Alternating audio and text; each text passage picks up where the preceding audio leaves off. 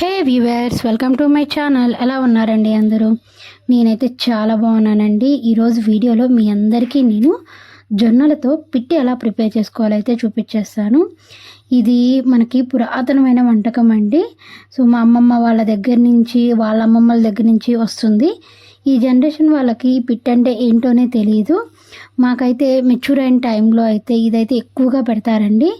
ఇది తినటం వల్ల నడువులు బలపడి కడుపు నొప్పి అలాంటివి రాకుండా అయితే ఉంటాయి. ఎక్కువ నెయ్యేసి ఈ పిట్లో మాకైతే మా అమ్మోళ్ళు తినిపించేసేవాళ్ళు. ఈ వంటకం చేసుకోవటంకైతే టైం చాలా పడుతుందండి, కానీ టేస్ట్ అయితే సూపర్ ఉంటుంది. అలాగే మన హెల్త్ కోసం చేసుకోవటం తప్పదు కదా. సో ఇదొక్కటే కాదండి, ఈ జొన్నల వల్ల మనకి ఇంకా చాలా ఉపయోగాలు ఉన్నాయి. ఫైబర్ కంటెంట్ మనకు అత్యధికంగా దొరుకుతుంది. ఇందులో షుగర్ని కంట్రోల్ చేస్తుంది. అలాగే ఐరన్, ఫాస్ఫరస్, పొటాషియం, మెగ్నీషియం వంటి పోషక ఉంటాయి ఇందులో. బరువు తగ్గడానికి సహాయపడుతుంది. ఎముకల్ని బలంగా చేస్తుంది. ఇంకా చాలా అయితే ఉపయోగాలు ఉన్నాయండి ఇలా చెప్పుకుంటూ పోతే. సో ఇంకా వీడియోలోకి అయితే వెళ్ళిపోదాం. ఈ పిట్టు ఎలా ప్రిపేర్ చేసుకోవాలో అయితే చూపించేస్తాను. ఫస్ట్ అయితే నేను జొన్నల్లో 2 రకాలు ఉంటాయి, పచ్చజొన్నలు, తెల్ల జొన్నలు. పచ్చజొన్నలు అయితే ఈ పిట్టుకు చాలా టేస్టీగా ఉంటాయి. అవైతే ముందు రోజు నైటే నానబెట్టేసుకొని మరుసటి రోజు బాగా కడుక్కున్న తర్వాత ఒక పొడిగుడ్డలో అయితే వేసుకొని మొత్తం తడంతా పోయేంత వరకు ఆ పొడిగుడ్డతో అయితే మొత్తం తుడిచేసుకోవాలి. తర్వాత కొంచెం కొంచెం వేసుకుంటూ మిక్సీ అయితే చేసుకోవాలండి. మనకి లైట్గా పొడిలాగా అయితే అయిపోతుంది. పొడి అయిపోయిన తర్వాత ఇక్కడ చూపిస్తున్నట్టు జల్లెల్లో అయితే మీరు జల్లించేసుకోవాలి. జల్లించిన తర్వాత మళ్ళీ కొంచెం బరకగా ఉన్నది అలానే జల్లెల్లో ఉండిపోతుంది కదా, మళ్ళీ దానికి కొంచెం జొన్నలు యాడ్ చేసుకుంటూ మనం చూపించిన జొన్నలన్నీ మొత్తం అయితే ఇట్లా పిండిలా అయితే చేసేసుకోవాలి. సో చూసారా, మనకి క్వాంటిటీ ఎక్కువే తీసుకున్నాం, కానీ ఇది అయ్యేది కొంచెమేనండి. సో నెక్స్ట్ అయితే ఇంకా మిగతా ప్రాసెస్ అయితే చూసేసుకుందాము. సో నాకు మొత్తం జల్లించగా ఇదైతే మిగిలింది. ఇది మనం వేస్ట్ చేయాల్సిన పని లేదండి, దీన్ని కూడా మనము యూజ్ చేస్తాం ఈ పిట్లోనే. ఇంకా తర్వాత రోల్ దగ్గరికి అయితే వెళ్ళిపోదాము. రోల్ దగ్గరికి వెళ్ళి మనం జల్లించుకున్న తర్వాత మనకి పొడిగా వచ్చినాయి కదా, నులకలుగా, దాన్ని ఫస్ట్ వేసుకొని దంచుకుంది రోట్లో. తర్వాత ఒక పెద్ద కొబ్బరి చిప్ప అయితే వేసేసుకొని అది మొత్తం మనకి ఒక ముద్దలాగా అయితే అయిపోతుందండి. అంతవరకు బాగా అయితే దంచుకోవాలి రోట్లోనే. సో ఇలా దంచుకున్న తర్వాత కొంతసేపటికి ఆ కొబ్బరి అంతా అందులోకి అయితే అయిపోయి చూసారా ఇలా అయితే వచ్చేసింది. ఇప్పుడు ఇందులో నేను బెల్లం అయితే వేసుకుంటున్నానండి. సో నేను తీసుకుంది కేజీ జొన్నలకి నాకు 3/4 కేజీ బెల్లం అయితే పట్టింది. సో ఈ బెల్లాన్ని కూడా అందులో వేసేసుకొని బాగా అయితే దంచేసేసుకుంటున్నాను. చూసుకొని బెల్లం వేసుకునేటప్పుడు ఏమన్నా కొంచెం గడ్డి అలాంటివి వస్తాయి కదా, అవన్నీ తీసేసుకొని వేసుకొని ఇలా అయితే బాగా దంచేసుకోండి. సో నేను చూపించిన 3/4 కేజీ బెల్లం ఇలానే వేసుకొని మొత్తం అయితే దంచేసేసుకోవాలి.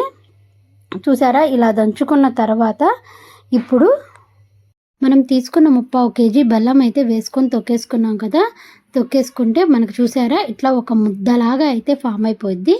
ఇప్పుడు ఈ ముద్దని మనం ఇందాక జల్లించుకున్న పిండి ఉంది కదా, జొన్న పిండి, ఆ పిండిలో అయితే వేసేసుకోండి. వేసుకొని ఈ పిండి, ఈ బెల్లం ముద్ద మొత్తం బాగా కలిసిపోవాలండి. సో మనకి పిండి అనేది కనిపించకుండా ఉండాలి. అలా మొత్తం అయితే బాగా చేత్తో అయితే కలిపేసుకోవాలి. మీరు ఇది మనం మిక్సీలో చేసుకోకూడదా, ఎందుకు ఇంత కష్టపడి రోట్లో వేసుకోవాలనుకుంటున్నారు కదా, కానీ ఎప్పుడైనా రోట్లో వేసుకొని దంచుకున్న పచ్చళ్ళు ఇలాంటివన్నీ రోట్లో చేసుకుంటేనే ఆ టేస్ట్ అండి. మిక్సీలో వేసుకుంటే అయితే ఇంత రుచి అయితే రాదు. సో మీరు కొద్దిగా చేసుకోవాలనుకున్నప్పుడు కొంచెం ఇలా చేసుకొని ఎంజాయ్ అయితే చేయొచ్చు. సో ఇలా మొత్తం కలుపుకున్న తర్వాత మళ్ళీ ఈ పిండిని కొంచెం కొంచెం తీసుకుంటూ రోట్లో అయితే వేసుకొని మళ్ళీ ఇంకొకసారి అయితే తొక్కుకుంటాను. మనకి పిండి అనేది ఒక గట్టి ముద్దలాగా అయితే వస్తుంది. ఇన్కేస్ మీకు రాలేదు, కొంచెం పొడిగానే ఉందనుకుంటే మీరు కొంచెం వాటర్ అయితే యాడ్ చేసేసుకోవచ్చు.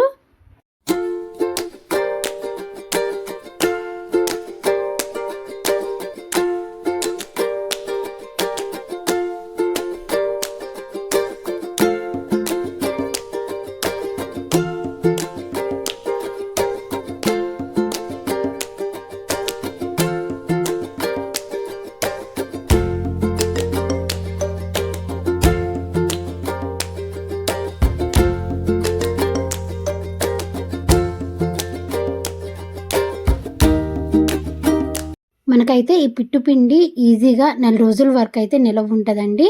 కొంచెం ఎక్కువగా ప్రిపేర్ చేసేసుకొని ఫ్రిడ్జ్లో పెట్టుకొని మనకు నచ్చినప్పుడు బయటికి తీసేసుకొని చల్లదనం అంతా పోయిన తర్వాత మనం ఈ పిట్టు అయితే వండుకోవచ్చు.